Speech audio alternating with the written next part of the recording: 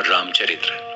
एक बार त्रेता युग में भगवान भोलेनाथ जगत जननी भवानी सती के साथ अगस्त्य ऋषि के पास गए।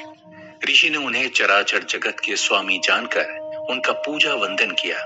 इस अवसर पर मुनिवर अगस्त्य ने सविस्तार राम कथा उन्हें सुनाई और इस तरह श्री रघुनाथ जी के गुणों की कथाएं कहते कहते शिव जी कुछ दिनों तक वहां रहे।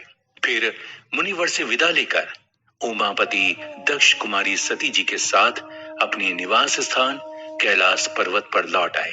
उन्हीं दिनों श्री हरि ने पृथ्वी का भार उतारने के लिए रघुवंश में अवतार ले लिया था और वो पिता के वचनों का पालन करने के लिए राज्य का त्याग करके तपस्वी वेश में दंडक वन में विचरण कर रहे थे।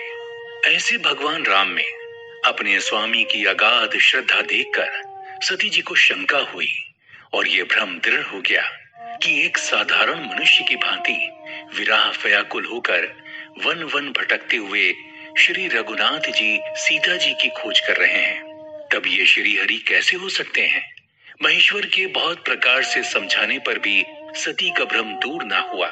उन्होंने श्री राम की परीक्षा लेने की बात अपने मन में ठान ली। महेश्वर कहते हैं कि श्री रघुनाथ जी का चरित्र बड़ा विचित्र है। जो मंद बुद्धि है और जो मोह के वशीभूत हैं, वो उन्हें कुछ और ही समझ लेते हैं। तुलसीदास जी ने भी कहा है, अति विचित्र रघुपति चरित जानहि परम सुजान, जे मति मंद विमोह बस हृदयम धरिहिम कछुआन। अर्थात श्री रघुनाथ जी का चरित्र बड़ा ही विचित्र है।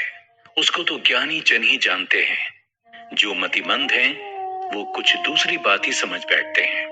अपना भ्रम दूर करने के लिए सती जी ने मन में बहुत प्रकार से विचार कर श्री सीता जी का रूप धारण किया और उस मार्ग की ओर बढ़ चली जिस ओर से विरहदग्ध श्री राम अनुज सहित चले जा रहे थे। बनावटी सीता जी को देखकर लक्ष्मण तो चकित रह गए, परंतु श्री राम सती जी के कपट को तुरंत जान गए।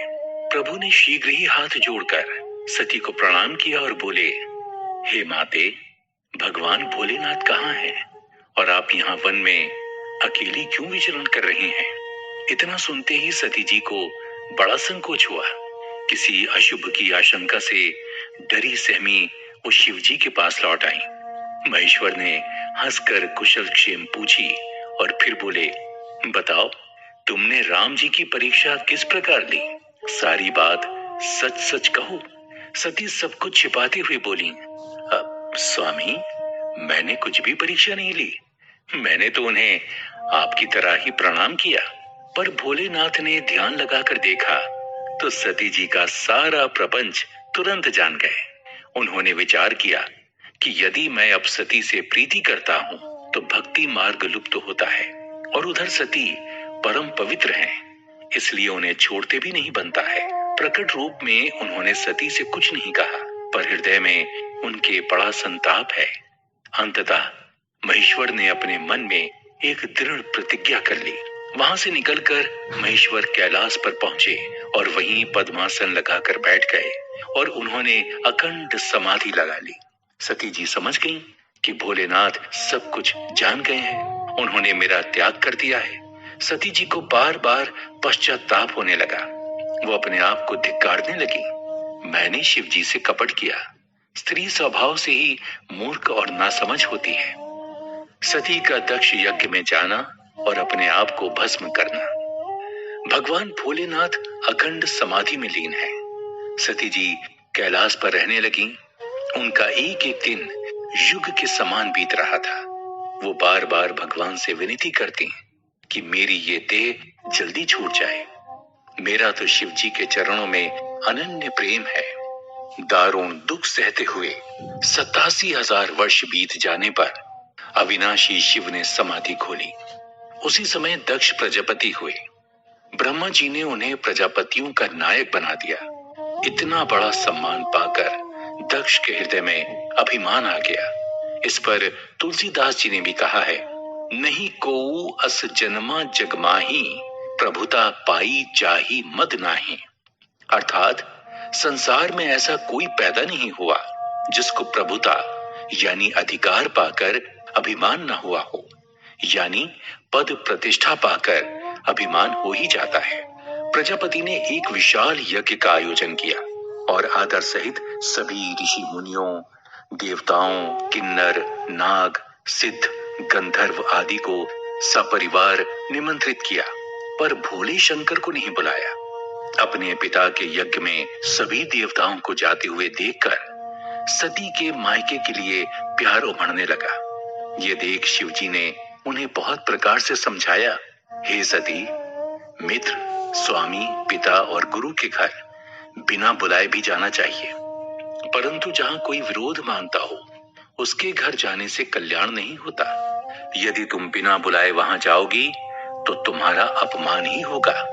जब लाख समझाने पर भी सती नहीं रुकी तो महादेव ने अपने मुख्य गणों को उनके साथ भेज दिया। सती जब पिता के घर पहुंची तो किसी ने उनकी आवभगत नहीं की। माता तो बड़े आदर से मिली, पर बहनें सब खूब मुस्कुराती रहीं। यज्ञ स्थान में सब देवताओं के लिए स्थान नियत थे, पर शिव जी के लिए कोई स्थान निर्दिष्ट नहीं था। अपना अपमान तो सती ने सह लिया, लेकिन अपने पति भोलेनाथ का अपमान उन्हें असहनीय प्रतीत हुआ। पूरी सभा को ललकारते हुए वो क्रोध भरे स्वर में बोली, हे सभासदों और मुनीश्वरों, सुनो, यहां जिसने भी शिव जी की निंदा की या सुनी, उन सबको इस पाप का फल तुरंत ही मिलेगा और वो सब मेरे पिता दक्ष की भांति पछताएंगे। इतना कहकर सती ने योगाग्नि में अपना शरीर भस्म कर डाला।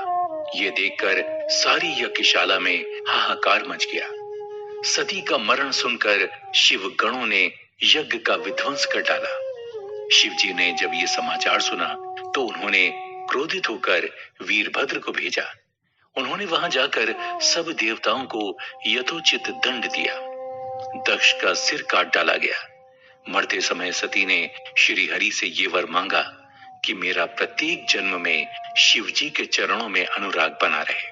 अगले जन्म में सती हिमाचल के घर में जन्मी और पार्वती नाम से पुकारी गई। नारद को अहंकार और उनका उद्धार। भगवान श्री हरि बड़े दयालु हैं। अपने भक्तों को कभी दुखी और पथ भ्रष्ट होता नहीं देख सकते। नारद को इस बात का अहंकार हो गया कि मैंने कामदेव पर विजय प्राप्त कर दी है। ये सब पराक्रम वो भगवान भोलेनाथ को सुनाने लगे। भोले भंडारी ने उन्हें सलाह दी, हे मुनि श्रेष्ठ, मेरी आपसे प्रार्थना है कि जो ये कथा आपने मुझे सुनाई है, इस प्रकार से श्री हरि को मत सुनाइएगा। पर नारद मुनि कहाँ मानने वाले थे। वो सीधे श्री हरि के पास गए। लक्ष्मीपति ने भी उन्हें खूब बढ़ा चढ़ा दिया।